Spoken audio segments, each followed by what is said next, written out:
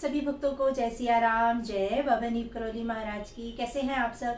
आशा करती हूँ अच्छे होंगे, स्वस्थ होंगे। बाबा महाराज जी जब सशरीर थे और बाबा महाराज जी का जब दरबार कैंची धाम में लगा करता था, तब तो बाबा महाराज जी की बहुत सारी लीलाएं हुआ करती थी। लेकिन वो लीलाएं आज भी जारी हैं। बाबा महाराज जी किसी न किसी रूप में अपने भक्तों के कार्य पूरे करते हैं और उन्हें मौन स्वीकृति से भी ये आभास करा देते हैं कि मैं हूँ। और बाबा महाराज जी जो कहते थे वह सत्य होता था। आज हमें कैंची धाम के दर्शन, बाबा महाराज जी की आरती के दर्शन घर बैठे ही रंगीला सौदागर जी हम सबको करा देते हैं। बहुत पुण्य का कार्य विजय वर्मा कर रहे हैं, जो हमें घर बैठे बाबा महाराज जी की आरती के दर्शन कराते हैं। ये हमारा सौभाग्य है कि हम घर बैठे ही बाबा महाराज जी के श्री कैंची धाम के दर्शन करते हैं। इसके लिए रंगीला भैया को बहुत बहुत धन्यवाद है। आज की जो लीला है वो है हल्द्वानी के श्री ब्रज किशोर टंडन जी। इनकी हल्द्वानी में मिठाई और कपड़े की दुकानें हैं। और जो आज की बाबा महाराज जी की लीला है ये 1973 की है। ये बताते हैं कि एक बार ये श्री कैंची धाम बाबा महाराज जी के दर्शन करने गए।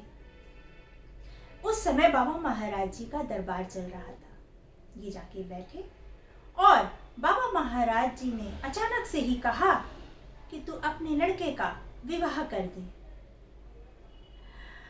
टंडन जी ने कहा, महाराज अगर आप विवाह में आने का वायदा करते हैं तो मैं इसके लिए तैयार हूं। बाबा महाराज जी ने मौन स्वीकृति दे दी। लेकिन उसी साल सितंबर में बाबा महाराज जी ने अपना शरीर शांत कर लिया और मौन स्वीकृति का कोई महत्व नहीं रह गया। लेकिन 2 से 3 सालों के बाद टंडन जी ने अपने लड़के का विवाह किया। बारात जब लड़की वालों के यहाँ पहुंची तब लड़की वालों ने स्वागत किया और लड़के को एक पंडाल में सुंदर से सोफे पर बिठा दिया, जहां पर उस लड़के का मित्र सोफे पर बैठा था और आसपास बच्चे और महिलाएं सभी थे। अचानक से कहीं से एक बूढ़ा व्यक्ति जिसने कंबल ओढ़ा हुआ था वह लड़के के सोफे के पास उस मित्र के साथ आके बैठ गया। अब आसपास बच्चे और महिलाएं सभी थे। अब क्योंकि उस बूढ़े व्यक्ति की उपस्थिति वहां लोगों को खलने लगी। अब लोग सोचने लगे, अब लड़के वाले तो ये सोचने लगे कि ये व्यक्ति जो बूढ़ा व्यक्ति है हो सकता है ये लड़की वालों की तरफ से हो। और यही बात लड़की वाले सोचने लगे कि ये बूढ़ा व्यक्ति हो सकता है लड़के वालों की तरफ से हो। थोड़ी देर बाद जब वो महिलाएं और वो बच्चे फोटो खिंचवा रहे थे तभी वह बूढ़ा व्यक्ति उठा और थोड़ी दूर सामने पर टंडन जी अपने एक मित्र के साथ खड़े हुए थे और वो मित्र बाबा महाराज जी के बहुत भक्त थे जिनका नाम जीवन चंद था। बाबा महाराज जी उनके पास आके खड़े हो गए कि वो बाबा महाराज ही थे।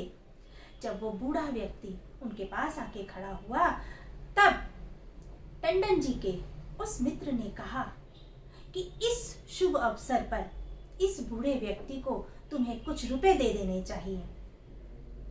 तब टंडन जी ने 5 का नोट अपनी जेब से निकाला और उस बूढ़े व्यक्ति को देने लगे। लेकिन उस बूढ़े व्यक्ति ने वह पैसे लेने से मना कर दिया और कहा, जो सामने भिखारी खड़ा है तुम उसे दे दो। अब टंडन जी और उनके मित्र जैसे ही उस भिखारी को वह पैसे देने के लिए मुड़े और मुड़ते ही जब वह वापस आए तब उन्होंने देखा कि वह बूढ़ा व्यक्ति कहीं गायब हो गया है, अंतर ध्यान हो गया है, कहीं वह नजर ही नहीं आया। अब उन्होंने सोचा कि ये तो साक्षात बाबा नीप करोली महाराज जी हैं, जिन्होंने आज अपनी मौन स्वीकृति के साथ साथ बाबा जी ने अपनी उपस्थिति का भी एहसास दिला दिया और साक्षात बाबा महाराज जी आए और उन्होंने अपना वायदा पूरा किया। हम बाबा महाराज जी को पहचान नहीं पाए, बहुत ढूंढा, बहुत खोजा, लेकिन बाबा महाराज जी तो अंतर ध्यान हो गए। और कुछ दिनों बाद जो विवाह में फोटो ली गई थी वह आई, वह बनकर आई, लेकिन उस फोटो में बाबा महाराज जी का अक्ष तो नहीं आया, लेकिन बाबा महाराज जी ने जो कंबल ओढ़ा था उसका आधा भाग उस सोफे पे रखा हुआ नजर आ गया। वह उन फोटो में कैद हो गया और आज भी वो कंबल टंडन परिवार में सुरक्षित है। तो यहाँ पर आप ये देखें कि बाबा महाराज जी ने कैसे अपना वायदा पूरा किया, कैसे भक्त को दर्शन दिए। ऐसी हैं हमारे प्यारे प्यारे बाबा महाराज जी की लीलाएं। इसीलिए कहती हूँ, जब भी बाबा जी से जुड़े पूरी श्रद्धा और पूरे विश्वास के साथ जुड़े।